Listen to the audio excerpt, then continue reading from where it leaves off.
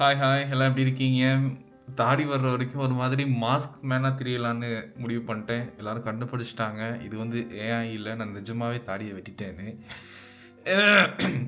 Guys என்னோட புது பாட்டு இந்த மாதத்தில் கடந்த மாதத்தில் நான் பல பாடல்களை நான் வெளியிட்டுள்ளேன். ஆனால் அதற்கு நீங்க கொடுத்த வரவேற்பு எனக்கு ரொம்பவும் வருத்தமே தமிழ் வர மாட்டேங்குது.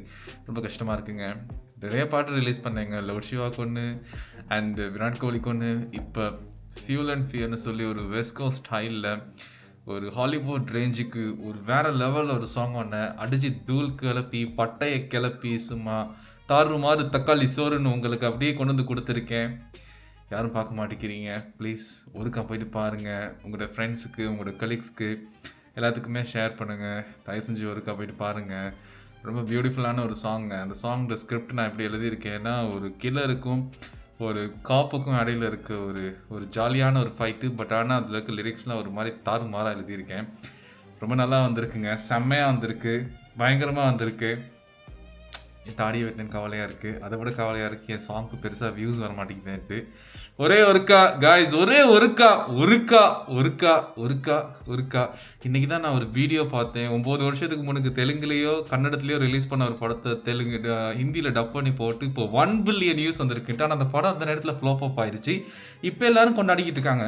பத்தியா அங்கே ஃப்ளாப் ஆனாலும் இப்போன்ட்டு நம்ம செல்வராகவன் எடுத்த 1001 அந்த நேரத்தில் நம்ம எல்லாம் பார்க்காம ஃப்ளாப் பண்ணிட்டு அதுக்கப்புறம் இப்போ வந்து அடடே அந்த மாதிரி ஒரு செம்ம படத்தை மிஸ் பண்ணிட்டோமே அப்படின்னு ஃபீல் பண்ணுற மாதிரி எனக்கு அப்படி ஒரு ஃபீலிங் கொடுக்காதீங்க காய்ஸ்.